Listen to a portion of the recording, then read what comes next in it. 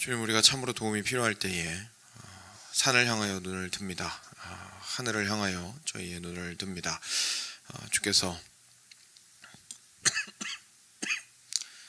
당신의 보좌로부터 우리를 향하여 그 자비와 긍휼을 베푸시며 참 주님께서 사막과 물이 없는 그곳에 많은 샘과 이른비를 내리셔서 저희로 하여금 능히 감당하게 하시며 지나가게 하심을 저희가 믿음으로 고백하고 그리고 행하셨던 일들을 기억하기 원합니다. 하나님 아버지, 이 아침에도 다시 한번 이스라엘이 그리고 이스라엘에게 하나님께서 하셨던 그 모든 행위들을 저희로 하여금 보게 하시고 그것을 인하여서 저희가 믿음으로 한 마음으로 그 이스라엘에게 행하신 주님의 그 사역들이 우리 삶 속에서도 이루어짐을 고백하게 하여 주시고 그것을 인하여 저희가 감사함으로 또 지속적으로 오늘을 살아나가고 그리고 앞으로의 인생을 살아나갈 수 있도록 힘을 더하시기를 간절히 기도드립니다. 하나님 아버지, 주님께서 당신의 말씀을 우리의 심령 가운데 깊이 있게 참 쏟아 부어 주시기를 간구드리오며 사랑하는 우리 주 예수 그리스도의 이름으로 기도드렸습니다. 아멘. 네, 민수기 계속 보겠습니다. 오늘은 20장 10절입니다. 20장 21장이죠. 네, 21장 10절부터 20절까지 말씀입니다. 같이 교독하겠습니다. 제가 먼저 한 절 읽고 한 절 읽어주시기 바랍니다. 이스라엘 자손이 그곳을 떠나 오봇에 진을 쳤고 오봇을 떠나 모압 앞쪽 해 돋는 쪽 광야 이에야 바림에 진을 쳤고 거기를 떠나 세렛 골짜기에 진을 쳤고 거기를 떠나 아모리인의 영토에서 흘러나와서 광야에 이른 아르논 강 건너편에 진을 쳤으니 아르논은 모압과 아모리 사이에서 모압의 경계가 된 곳이라. 이러므로 여호와의 전쟁기가 일렀으되 수바의 와헙과 아르논 골짜기와 모든 골짜기의 비탈은 아르고를 향하여 기울어지고 모압의 경계 닿도다 하였더라. 거기서 브엘에 이르니 브엘은 여호와께서 모세에게 명령하시기를 백성을 모으라 내가 그들에게 물을 주리라 하시던 우물이라. 너희는 그것을 노래하라. 이 우물은 지휘관들이 팠고 백성의 귀인들이 규와 지팡이로 판 것이로다 하였더라. 그들은 광야에서 마따나에 이르렀고 마따나에서 나할리엘에 이르렀고 나할리엘에서 바못에 이르렀고. 함께 읽겠습니다. 바못에서 모압 들에 있는 골짜기에 이르러 광야가 내려다 보이는 비스가 산 꼭대기에 이르렀더라. 아멘. 네. 저희는 이스라엘 백성들 이야기를 그래도 이렇게 전체를 다 가지고 있습니다. 말씀으로, 그렇죠? 그러면서 시작부터 이렇게 쭉 읽어올 수 있기 때문에 이제 거의 마지막에 왔구나라는 생각을 할 수 있지만 본인들은 그런 생각 못하죠. 지금 이제 아론도 죽고 그리고 나서 모세와 함께 다시 이제 그동안 40년도 충분히 길었던 것 같은데 계속 이어지는 곳들에 하나님께서 진을 치게 하시면서 그것으로 옮겨 다니고 있는 중입니다. 그래서 하나님의 때가 되었을 때에 결국 젖과 꿀이 흐르는 땅으로 인도하시기를 간절히 고대하고 있습니다. 기억하시겠지만 이 이동들 사이에서는 항상 하나님께서 먼저 그 구름이 위로 떠올라서 이렇게 가자라고 말씀하시면 이제 이스라엘 사람들이 막 패킹을 시작을 하는 거고요. 그리고 이제 원하시는 곳에 구름이 내려앉으면 여기다라고 말씀하시는 거니까 거기에서 짐 풀고 진을 짰던 것을 저희가 다시 한번 기억해 볼 수 있습니다. 그래서 하나님께서 말씀하시는 곳으로 가고 하나님께서 말씀하시는 곳에서 머무르는 그 패턴은 계속해서 반복되고 있었습니다. 아론의 역할은 이제 그 아들이 물려받았고 그리고 모세도 계속해서 이스라엘 백성들을 인도하면서 가고 있습니다. 그래서 오늘 보았던 여러 지명들이 그렇게 해서 등장을 하게 되고요. 그래서 뭐 모든 곳들을 저희가 다 알면서 이렇게 지도에서 찍어볼 수는 없겠지만 여러 과정을 거쳐서 이 짐을 풀었다가 쌌다가 하는 일들을 계속 반복해 갔다는 것을 저희가 알 수가 있습니다. 그런데 중간에 좀 재밌는 사건이 한 가지 있습니다. 16절이죠. 거기에 브엘이라는 곳에 이르렀는데 그 브엘은 하나님께서 모세에게 명령하시기를 백성을 모으라 내가 그들에게 물을 주리라 하시던 우물이라 라고 말씀하십니다. 그래서 그러니까 하나님께서 저희가 앞에서 살펴보았던 하나님께서 물을 내주셨던 몇 군데 장소들이 있었습니다. 그렇죠? 근데 그것 외에도 하나님께서 우물을 파괴하신다든지 하는 방식으로 이 이스라엘 백성들한테 물을 내어 주셨던 곳들이 있는 거죠. 그래서 이 브엘이라는 곳에 도착해서 그 팠던 우물을 가지고 이제 드디어 거기에서 물을 마시면서 좀 머무르게 되었던 것 같습니다. 그런데 17절과 18절에 이 사람들이 이렇게 노래합니다. 우물물아 솟아나라 너희는 그것을 노래하라. 이 우물은 지휘관들이 팠고 백성의 귀인들이 규와 지팡이로 판 것이로다 하였더라 라고 노래하고 있습니다. 여기에서 저희가 드디어 뭔가 좀 다른 걸 봅니다. 왜냐하면 기억하시겠지만 이제까지 물이 없을 때마다 이스라엘 백성들은 불평해 왔습니다. 그렇죠? 계속 불평해 왔습니다. 그리고 계속 쓴 말들을 했고요. 계속 모세와 아론이 살아있을 때는 함께 원망했었고 이제 감히 하나님을 원망할 수 있는 용기까지는 없었을 수 있어도 이제 눈앞에 보이는 사람들을 보고 왜 우리를 애굽에서 데리고 나왔냐고 계속해서 원망하였던 것을 저희가 기억합니다. 그리고 그 일이 정말 많이 반복됐죠. 그리고 결국 맨 마지막에 무리바에서는 모세와 아론까지도 이제 어떻게 보면 그 백성들의 마음에 함께 하여서 물을 내줄 때에 자기도 실족하여 하나님께서 주신다고 말하지 않고 내가 너희에게 물을 주랴 라고 말하면서 그 백성들을 향한 미움의 마음과 불평의 마음을 쏟아내었던 것을 저희가 또 보게 되거든요. 그래서 그런 일들이 계속 반복되었었는데 드디어 생소하게도 이제 물이 있는 곳에 도착을 해서 이제야 감사를 하게 되는 것을 저희가 보게 됩니다. 그러니까 이스라엘 백성들이 이 물을 얻고 그리고 이 물에 대해서 이제 드디어 감사하게 되고 그리고 거기에서 하나님을 기억하게 되고 그리고 자기들에게 이러한 어려운 길, 광야 길을 걸어가다가 주시는 은혜가 얼마나 큰지에 대해서 기억하게 되는 시점이 왔던 것이죠. 근데 거기에서 좀 재밌는 것이요. 그냥 단순하게 하나님께서 이것들을 주셨다라고만 이야기를 하는 것이 아니라 지금 뭐라고 얘기하고 있냐면 노래에서 이 우물은 지휘관들이 팠고 백성의 귀인들이 규와 지팡이로 판 것이라고 이야기를 하고 있습니다. 다시 말해서 민족 안에서 이스라엘 백성들 안에서 유력자들, 그죠? 민족의 지휘관들, 리더들, 지도자들, 그리고 좀 부요한 사람들, 약간 그 우물을 파서 내려갈 수 있는 여유가 있는 사람들을 통하여서 이 우물이 깊이 있게 파서 들어갔다라는 이야기를 지금 노래로 만들어서 부르고 있습니다. 여기서 저희는 참 재밌는 사실을 발견하게 됩니다.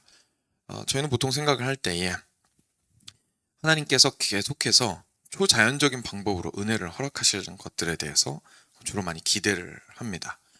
근데 신기하게도 하나님께서 초자연적인 방법으로 이스라엘 백성들한테 만나도 주시고 메추라기도 주시고 하셨던 때에는 대부분 불평했을 때였습니다.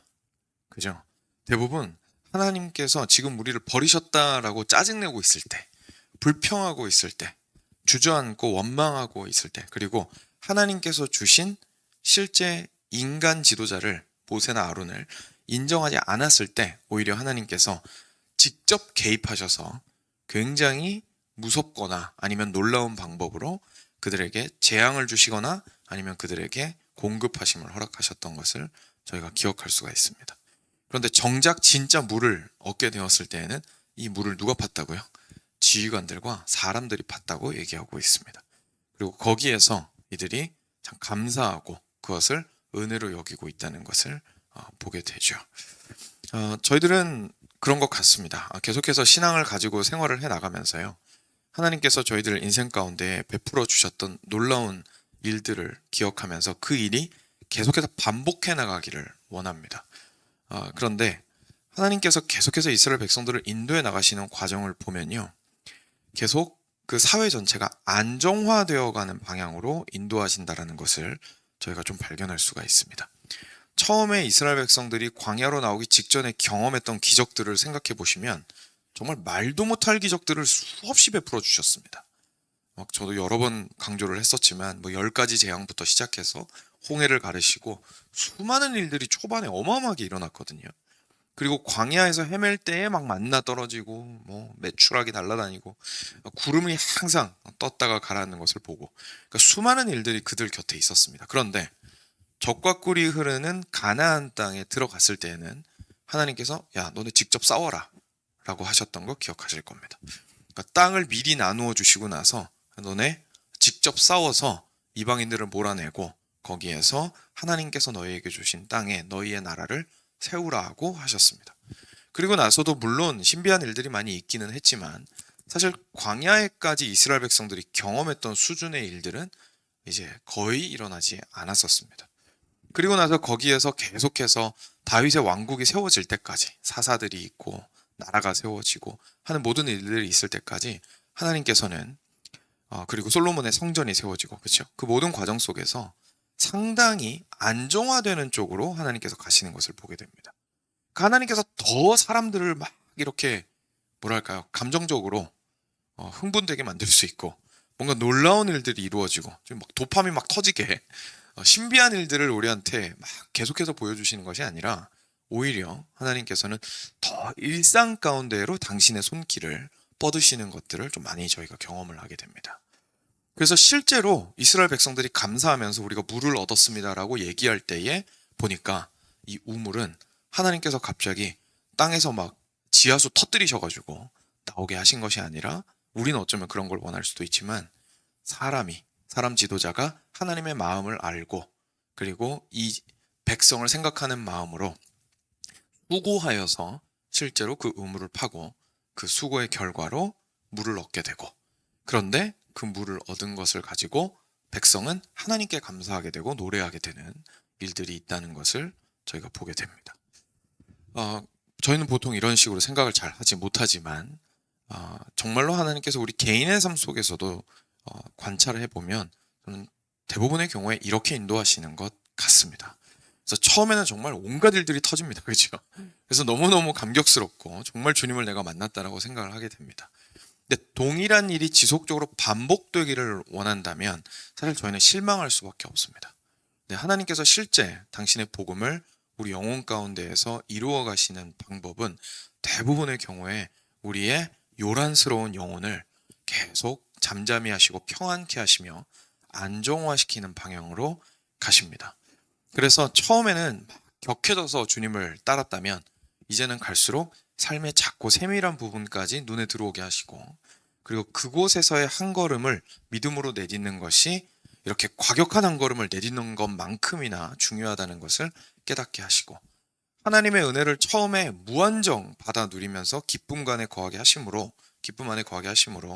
오늘의 삶 속에서 하나님께서 부어주시는 은혜가 나의 수고와 함께 어떻게 열매 맺는지를 깨닫게 해 나가시는 것을 저희의 개인적인 신앙 여정을 통해서도 충분히 살펴볼 수가 있습니다. 그래서 그 과정 속에서 저희가 결국은 바라야 하는 것은 저희 자신이 성장하는 것입니다. 너무나 어린아이였기 때문에 하나님께서, 어린아이는 엄마 아빠의 사랑을 알기 위해서 막 어린이날에도 선물 주고 생일에도 선물 주고 그죠? 그래야 되지만 계속해서 성장을 해 나갈수록 내가 하나님을 위해서 무언가를 할 수 있다는 것은 아니지만 나의 수고가 하나님의 역사에 참여하는 것 자체를 기뻐하게 되는 일들이 우리 안에 있게 되는 것이죠. 이것이 참 놀랍게도 사도 바울이 우리에게 전해주었던 복음의 모습입니다. 사도 바울은 은혜의 사도였습니다. 사도 바울은 누구보다도 하나님의 은혜를 강조했습니다. 갈라디아서 보시면 은혜 말고 율법을 조금이라도, 사람의 행위를 조금이라도 들고 들어오려고 하는 사람들에 대해서는 저주를 받을지어다. 내가 다시 말하노니 저주를 받을지어다. 라고 얘기하면서 하나님의 은혜 이외에 다른 것이 우리의 구원에 끼어드는 것을 절대로 용납하지 않았던 사람이 사도 바울입니다. 근데 사도 바울 본인은 어떻게 살았냐면 목숨 내놓고 살았습니다. 정말로 많은 수고들을 했습니다. 그러면서 이렇게 표현합니다. 나는 복음에 참여하는 자다라고 표현을 하고 있습니다. 사랑하는 여러분, 이것이 우리가 부름을 받은 삶의 모습입니다. 제가 골로새서 1장 말씀을 짧게 읽어드리겠습니다. 골로새서 1장 6절에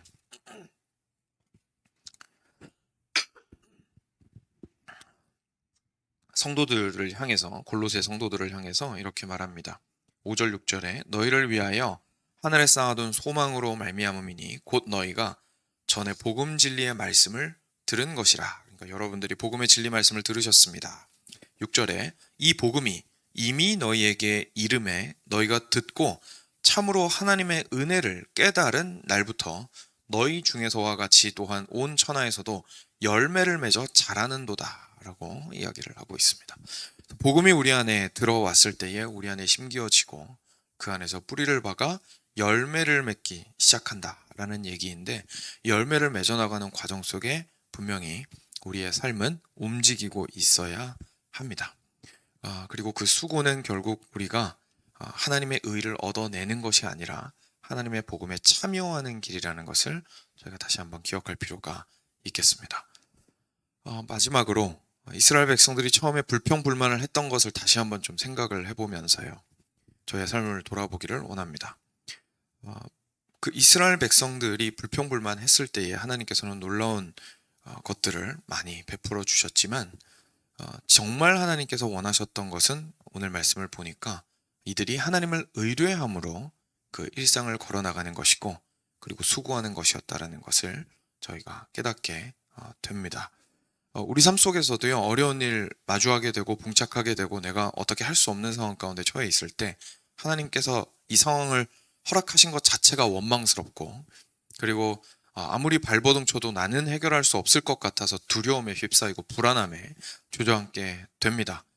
그런데 그때에 하나님께서 우리에게 원하시는 것은 뭔가 하나님께서 놀라운 일을 어떤 방식으로 어떤 때에 구체적으로 행해 주시기를 내가 소원하기보다는 하나님 그분 자신을 의뢰하고, 하나님께서 오늘 나와 함께 해주신다 라는 것을 의뢰하고 오늘의 한 걸음을 내딛는 것입니다. 그랬을 때 하나님께서는 분명히 당신의 은혜를 일반적으로 우리 사람이 얻어낼 수 있는 방법으로도 허락하실 수 있고요. 왜냐하면 우물 파는 거는 사실 뭐 특별한 능력이 필요한 게 아니지 않습니까? 그렇죠? 안 믿는 사람이 파도 우물물 팔면은 물은 나옵니다. 그런 방식으로도 우리에게 채워주실 수 있고요. 또는 하나님께서 또한 큰 은혜를 부어주셔서 우리가 상상할 수 없는 방식으로 도와주셔서 일을 이루실 수 있도록 해주시기도 하십니다. 그래서 결국은 우리가 주를 바라며 오늘의 한 걸음을 우리가 할 수 있는 것을 하는 것임을 다시 한번 기억해 볼 때에 그것이 참 은혜를 얻은 사람의 모습이다라는 것을 우리 삶 속에서 적용해 나가시기를 주님의 이름으로 간절히 축원드립니다. 같이 함께 기도하겠습니다.